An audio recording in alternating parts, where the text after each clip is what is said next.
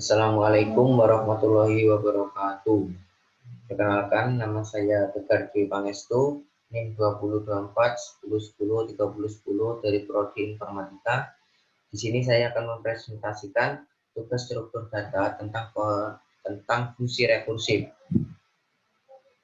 Soal yang nomor 1, buat fungsi rekursif untuk menghitung bilangan Fibonacci ke n. Gunakan fungsi yang Anda buat untuk menghitung bilangan Fibonacci ke 5, 7, dan 10. Buat pohon rekursif untuk eksekusi pencarian Fibonacci ke 4. Kita akan langsung ke codingannya.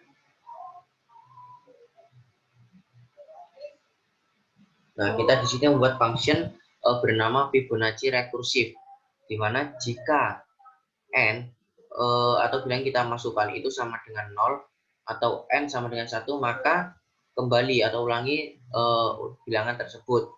Kemudian jika tidak, return atau ulangi Fibonacci n-1 ditambah n-2. Kalau dijalankan kode di atas akan seperti ini. Bilangan Fibonacci keempat 3, kelima adalah 5, ke-7 atau 13, dan ke-10 adalah 55. Kalau kita tahu bilangan Fibonacci adalah penjumlahan dua bilangan sebelumnya. Untuk lebih jelasnya, contoh pohon rekursif untuk eksekusi pencarian Fibonacci keempat adalah sebagai berikut.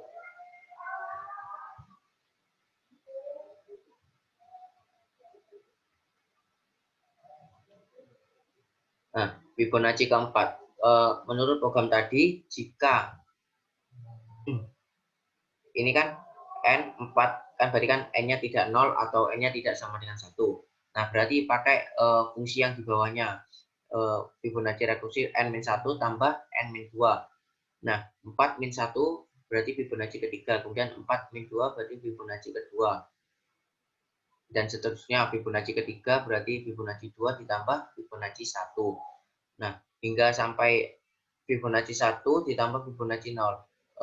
Menurut fungsi ini, jika n atau Fibonacci-nya itu sama dengan 0 atau sama dengan 1, maka ulangi nilai tersebut. Berarti ini karena Fibonacci 1, berarti 1, Fibonacci 0 sama dengan 0. Berarti Fibonacci 2 adalah 1 tambah 0 sama dengan 1. Kemudian Fibonacci ketiga berarti Fibonacci 2 yang kita tahu jawabannya adalah 1 tambah Fibonacci 1 sama dengan 1, berarti 2. Fibonacci 4 adalah Fibonacci 3 tambah Fibonacci 2. Fibonacci 3 adalah jawabannya 2 dan Fibonacci 2 adalah 1. Berarti 2 tambah 1 sama dengan 3. Berarti program ini berjalan dengan baik. Kemudian soal yang berikutnya, soal nomor 2, buat fungsi rekursif untuk mengecek apakah sebuah list bilangan integer merupakan palindrom atau bukan. Gunakan fungsi yang Anda buat untuk memeriksa list 1, 2, 3, 4, 4, 3, 2, 1 adalah rekursif. Maksud saya adalah palindrom, atau kita disuruh membuat pohon rekursif untuk eksekusi pengecekan bilangan list tersebut. Program yang saya buat, kita membuat function bernama palindrom. Kita mencetak jumlah list tersebut. Kita mencetak list tersebut.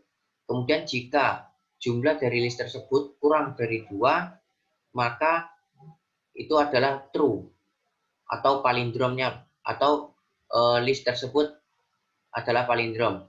Kemudian jika n indeks ke 0 itu tidak sama dengan n indeks terakhir, itu berarti bukan palindrom.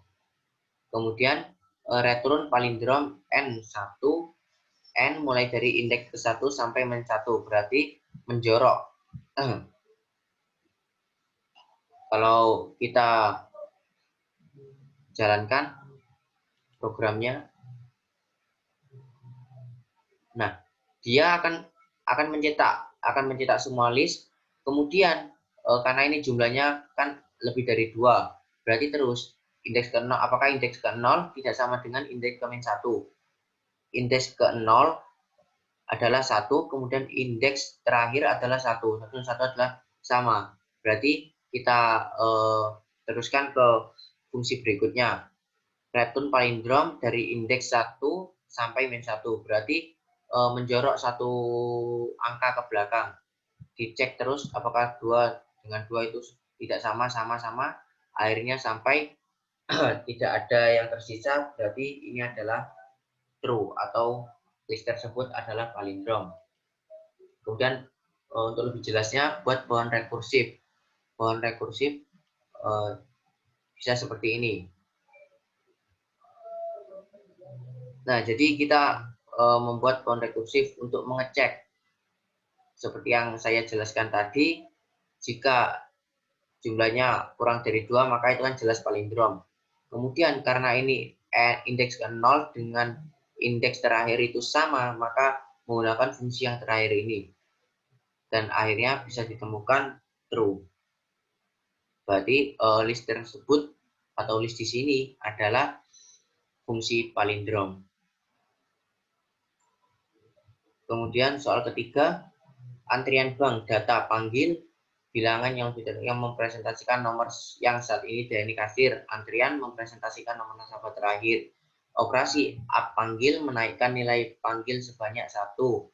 Up antrian menaikkan nilai antrian sebanyak 1. Get panggil mengembalikan nilai panggilan saat ini. Get antrian mengambilkan nilai panggil saat ini. Kita akan langsung ke codingannya. Soal nomor 3.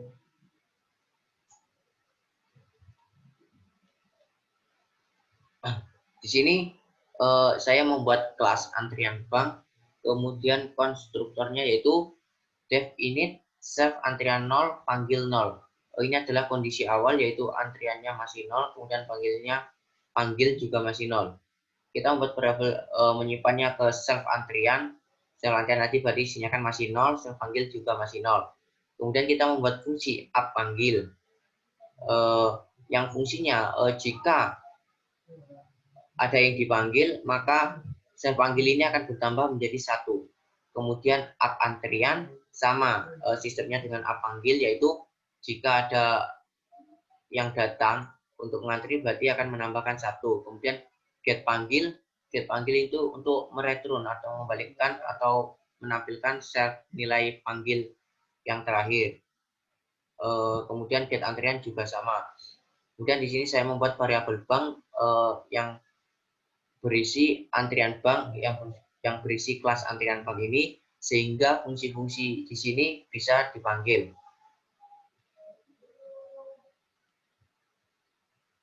Kalau dijalankan programnya akan seperti ini.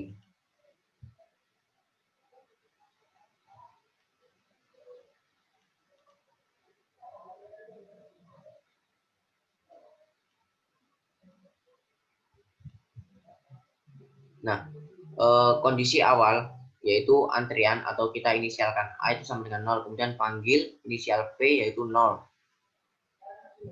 Di sini terdapat perintah yang diberikan pada soal ketiga ini. Sebentar, masih loading.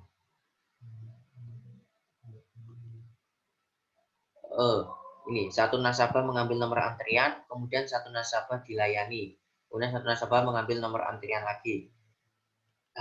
Nah, ini ketika satu nasabah mengambil nomor antrian, berarti antriannya bertambah 1, namun panggilnya tetap. Nah, begitu seterusnya. Ketika satu nasabah mengambil nomor antrian lagi akan bertambah. Dan ketika satu nasabah dilayani, panggil ini akan bertambah hingga kondisi akhir antrian 4 dan panggil 4.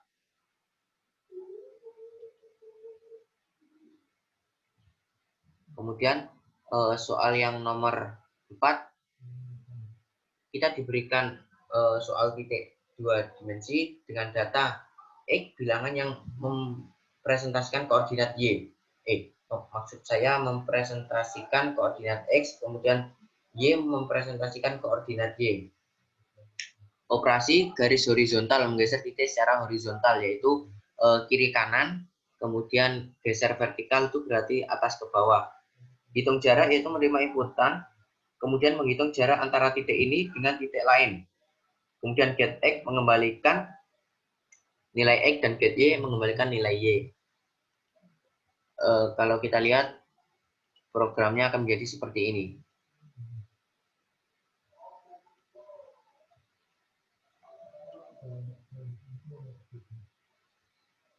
Nah, kita membuat kelas titik, kemudian membuat function atau konstruktornya yang awal itu kita simpan.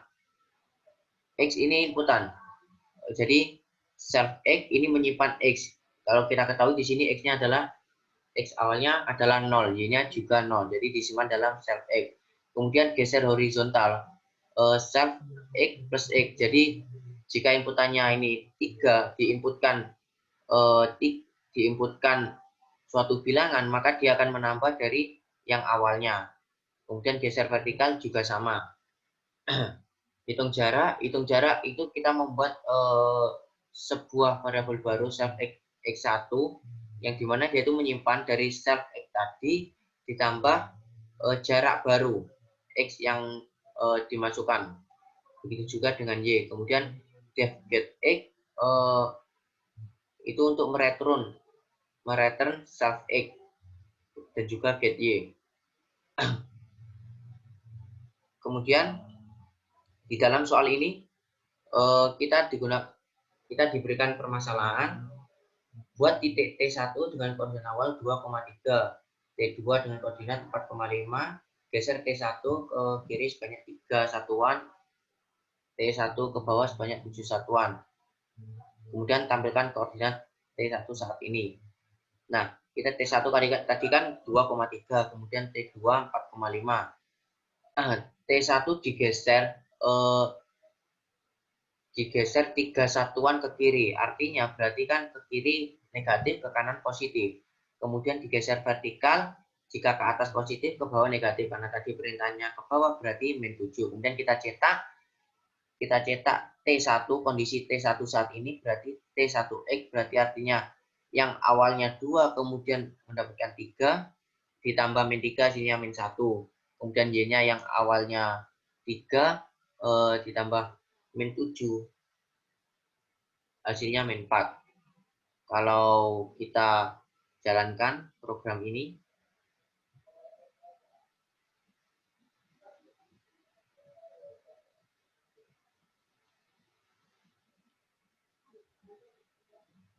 maka hasilnya akan seperti ini.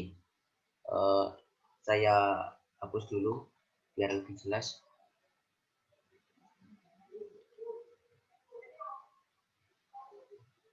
Nah, T1 min 1, min 4.